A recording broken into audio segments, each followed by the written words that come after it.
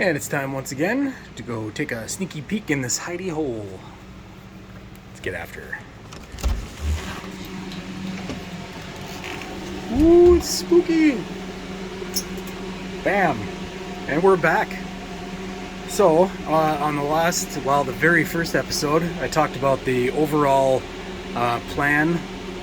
This is just documenting my experiences and my journey towards reaching financial independence and retiring, hopefully early, but you never know. I do have a 9-to-5. I work as an electrician, so I work in a industrial setting, so an industrial electrician. So I do make decent money, enough money to support hobbies such as just purchasing random Magic the Gathering stuff or whatever, and I use a little bit of that income to invest and whatever. But I like to try to push it so that most of my investment income is coming from my investments themselves, or from credit card cashback, or you could even use membership reward points from American Express or whatever. But I'll kind of go over the general, like how I kind of got into it, how I started off, and what I plan to do in the future.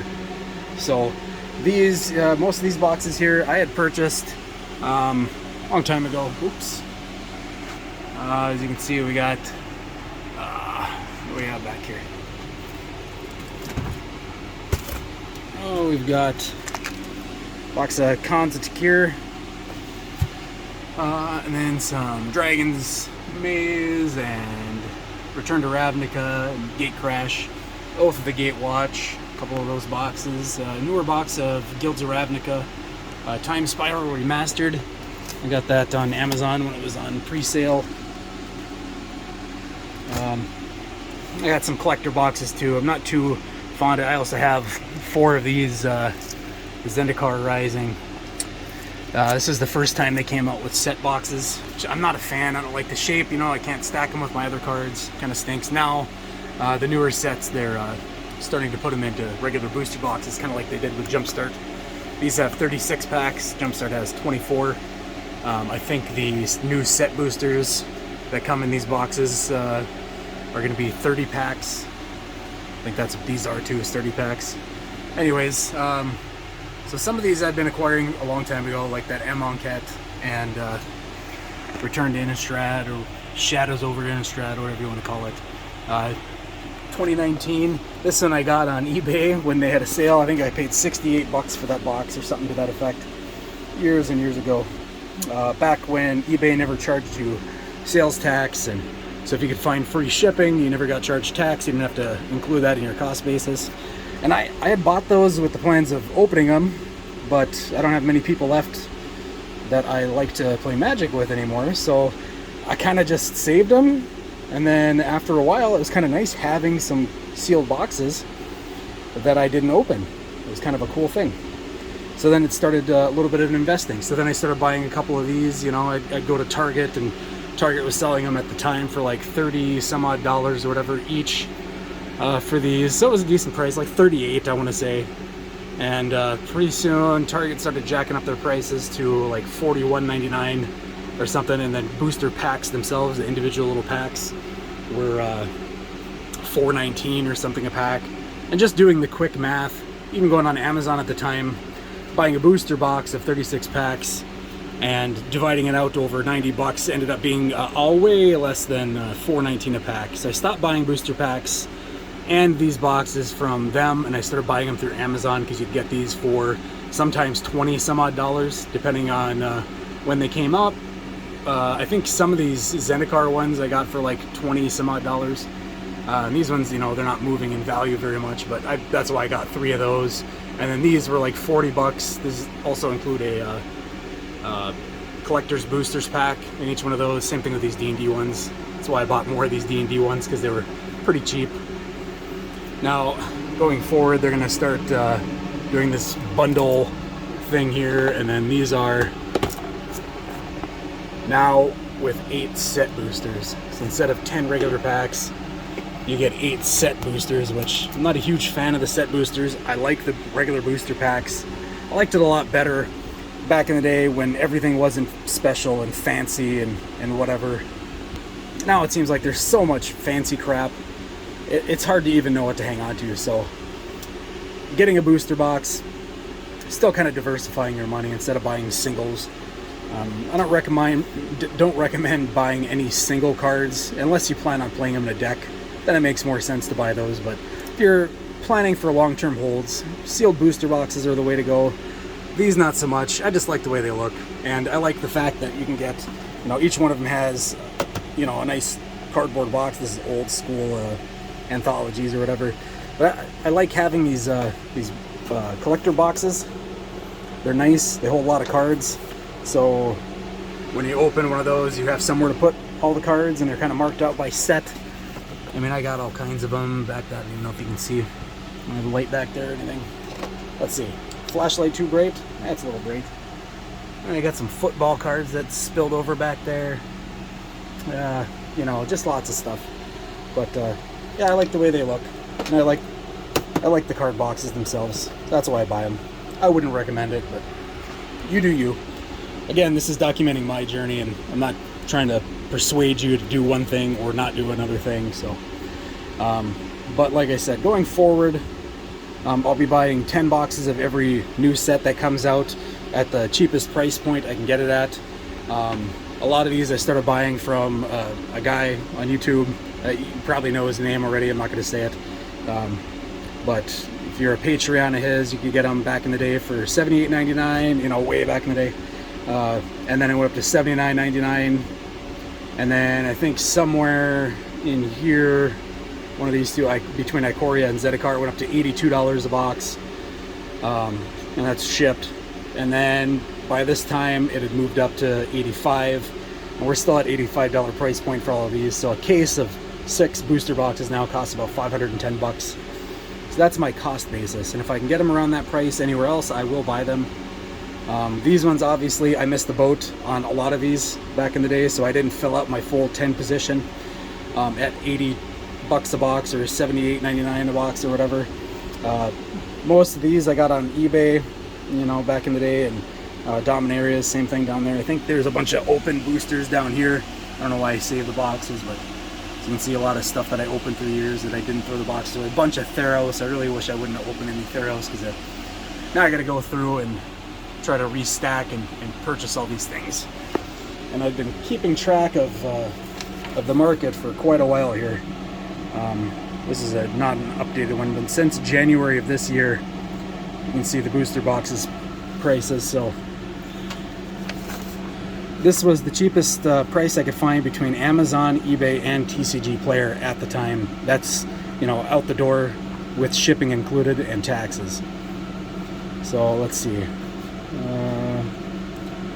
Where's Theros at? There you go. Theros, I didn't track it in January, but in February it was $59.99 a box. And then in March it moved up to $171 a box. Born of the Gods, a little bit cheaper, $124 a box. Journey into Nyx, $154. M15, $198. Cons of the Cure in March, it was $229 a box. See some of the other notables. Of course, Kaladesh being $392 now. I mean, these were prices when everything was going up, and I was trying to not FOMO in and buy all the stuff. It was pretty tough to do. I did pick up a couple boxes that I found cheaper than market, and as soon as I saw the prices, I snatched them up. Again, like I said, when you're buying through eBay or TCG Player or any other stores now, if you're having them delivered, depending on your state, I guess, and their tax laws. But in my state, you got to pay tax on everything you buy on the internet now, which stinks. So it raises the cost basis for everything. So if you think you're getting a box for $85 and you go to the checkout, you're going to get charged tax. So, you're going to go up, depending on your state, 5 to 10, 14% if you live in California. Sorry, I had to get a sip of coffee. So trying to keep my cost basis under $100 a box. And the plan is hold these for 20 years, maybe sell a couple of boxes if I need to get rid of some debt or fix a car or whatever I have to do. And in 20 years, hopefully, the idea is that they increase in value by about 5%. every year. So every year you add 5% on top of the value of the previous year, and when you get towards, you know, 20 years of holding it, you should have, you know, doubled your money at least. Some of these boxes, like War of the Spark, you know, they came out, they've almost doubled already, and it's only been a couple years. So you can't really tell where things are going to go long term. So, but if you think about it, that you're investing and you're only expecting 5%, and you're holding for 20 years, you know, you get more, It's cool. Some boxes are going to do better than other boxes. Jumpstart, when it first came out, was selling for like 120, and then it went up and it was like 150, and then 200 and something.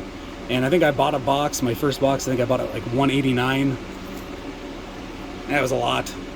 These other ones, most of the other ones I got through Amazon when they ran their little Magic restocks, and I got those at like $90 to $95 price point plus tax.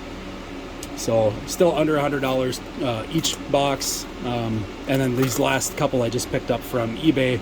Somebody was running a special for $95 a box, you know, obviously plus tax, which stinks, but so the cost basis on some of these is a little over $100, but total overall I'm still under $100 for everything said and done. All these other ones I try to get through the guy that I buy them from as soon as he has them listed, which I messed up this last time. Instead of buying 3 call time to fill out my position and 3 of these, because I couldn't get any more than 1 of those, I ended up getting just a case of Dungeons and Dragons because I was worried that I wasn't going to get any. I should have filled out the last part of my position here and then moved on. I didn't, and right now he's not offering Strixhaven. Again, you can get these on Amazon and on eBay, TCG Player, whatever, but you're going to pay over $100 plus tax. So I'm not buying those yet. I think the price should come down once Wizards catches up with their production of producing, you know, a new Magic set every 6 days or whatever the hell they're doing now. Hopefully they catch up. The guy gets a restock and I can fill out my position there. These ones I'm probably gonna have to buy secondhand, either through eBay or TCG Player. Sometimes you can get them on through Facebook or whatever, but you got to have some brass balls to do that. Depending on which groups you're in and stuff, you might be able to get some trustworthy people that that are big sellers that lots of people have bought from. You might pay a little bit more just for that.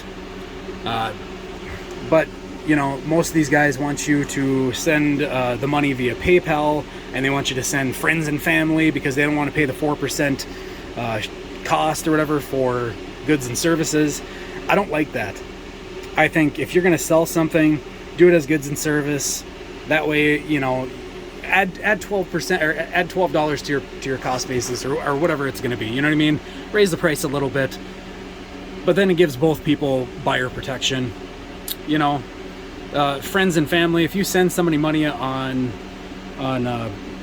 PayPal, friends and family, you're not getting that money back if they don't ship that stuff. You just got to take their word for it. And in this day and age, it's pretty tough to take people at their word. So I usually buy through eBay or TCG Player or Amazon because I know I can trust it. Note to the wise, if you order through Amazon, don't order anything less than 1 box, even through Amazon themselves if they're shipping and selling it themselves. A lot of times they'll put it in a bubble mailer envelope and it just gets destroyed on the way here. There's been several boxes, like I had a couple boxes of what the heck was it? The new Commander Legends. Not new, but I ordered a couple boxes of Commander's Legends. I ordered them separate days. They didn't ship together. Each one of them shipped in a bubble envelope. Boxes were just totaled. I ended up opening all the packs. Most of the cards were in good shape, you know. Box damage, you know, usually it doesn't translate into the cards, but sometimes it does. Like you can see here, there's a little shipping ding there, you know, but I trust that this box is still good, so I'm leaving it sealed. But if you get a box in the mail and it's destroyed, just open it. You know, you never know. Don't freak out unless you're planning on long-term holds. But if you're gonna do that through Amazon, don't order less than one box. Same thing with these. Don't order less than 2 boxes, I mean, because same thing here. They'll do this, you know, sticking the shipping label right on the package and then shipping it through the mail like that. It's just, you're just looking to get scammed on it. how are you supposed to resell that now? You can't get those bubble mailer or those shipping labels peeled off of there without destroying the packaging. Plus they get all beat up because they're not inside of a box. Ordering through eBay, I've had nothing but good luck.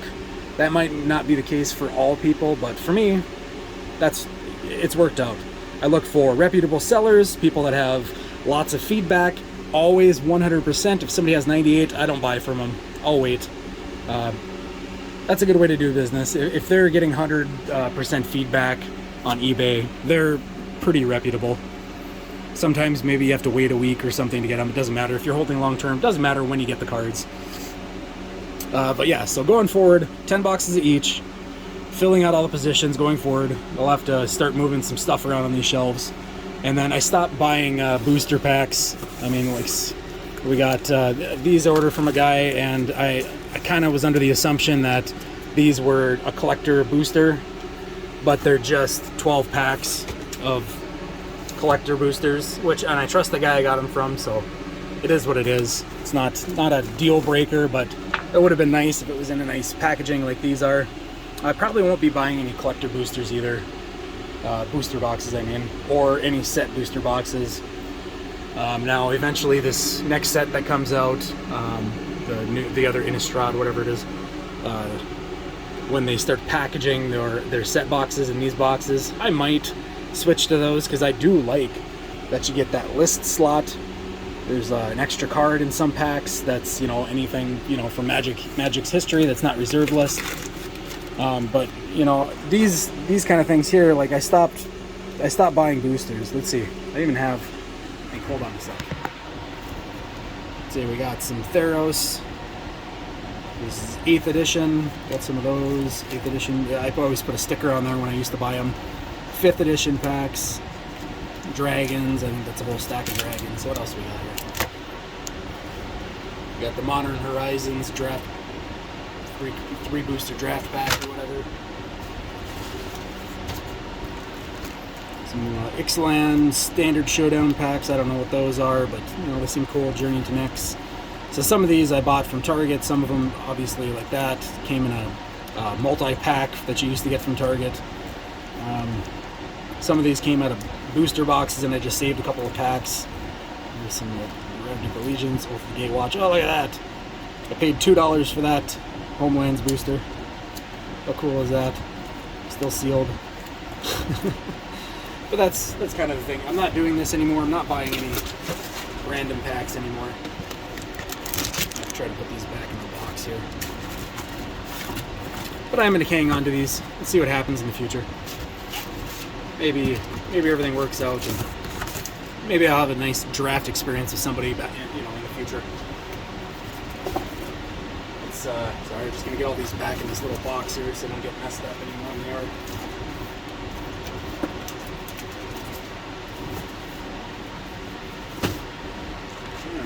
Yeah, and then what else do we have? We have, you know, I think I have some, these are mostly like reserve list and older cards or something. I don't know what's going on here. I don't know. I guess stuff that I was speculating on when I didn't really understand what to speculate on, so I was buying new cards. That's kind of a bad idea. Some of these are from decks. There's a Zurin. I was collecting those. Some racks. Commander Legends, I guess. Yeah. Some old school foilies. What do we got here? This, I think, is reserve list. We got some Soul Devies, more Soul Devies, more. Jeez, how many of those did I buy? We got the more Soul Devi Excavations. Lots of these Alliance lands. This must be alliances here, and Dance of the Dead, Jesters, Disposal War. These are all reserve list cards, I think. Oil, Great Whale from Urza's, and Baron, Memory Jar from another Urza's, Burgoyne from whatever that is. I don't remember offhand. Some Mind Slicer, Patron Wizards. Yeah, I think most of these are reserve list cards. What do we got back here? Other box of random speculative cards that I picked up. You know, and I do, I go on eBay and I kind of scroll around and just kind of see what's out there. I like some of these cards, like, you know, Birds of Paradise. There's one that's signed by the artist. Not a big fan of those, but, you know, these are just some of the old school birds. We got some old, what do we got here?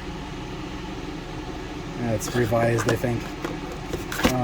Yeah, I don't have any crazy expensive old cards, but some of them are. Here's some old Vanguard destroyed little cards there. See, I know I had something cool I want to show you guys, but here's some other cards that I think that I'm going to sell. Here's some fetch lands and Little World Dreams. It's kind of cool just going through all this stuff. Mox Ambers. Yeah, I think these are cards that I'm slated to sell, and I just haven't gotten around to it yet. Some cards that I have listed on eBay currently. If you look on eBay, you might find some of my sales on there. I don't do too much business on there as of right now. Fees are kind of expensive, but so I'm not selling any of these. I am trying to sell some of my singles. I'm trying to get a collection of more of reserve list cards and get rid of, you know, all of my, you know, I got boxes of like Khans and Dragons of Ikoria and like all these other sets, you know, and they're just literally taking up space and they're all bulk. So I don't think that's the good way to do it. I think the way to go is this, for me anyway, for me. But yeah, I guess we'll just touch base. We'll call this episode just, you know, Magic booster boxes or something like that. You know, make sure you hit that subscribe button, even if, you know, it's a brand new channel. I'd like some traction here so I can get going, and, you know, things will be cleaned up in the future. I plan on having some actual, you know, nice charts and graphs instead of something you can't even see on the screen. But it just takes a lot of time, and I don't want to focus too much energy and time if nobody's going to take it seriously. I can just document it and keep the videos myself, you know? No, I'm just kidding. But I appreciate it. Thanks for your guys' time, and hopefully you have a good day. And, you know, let me know down in the comments. What are your plans? Do you like collecting sealed boxes? Do you plan to keep them long term, or do you just like buying a couple boxes and, you know, using the cards and playing games? Let me know down below. All right, we'll see you on the next one.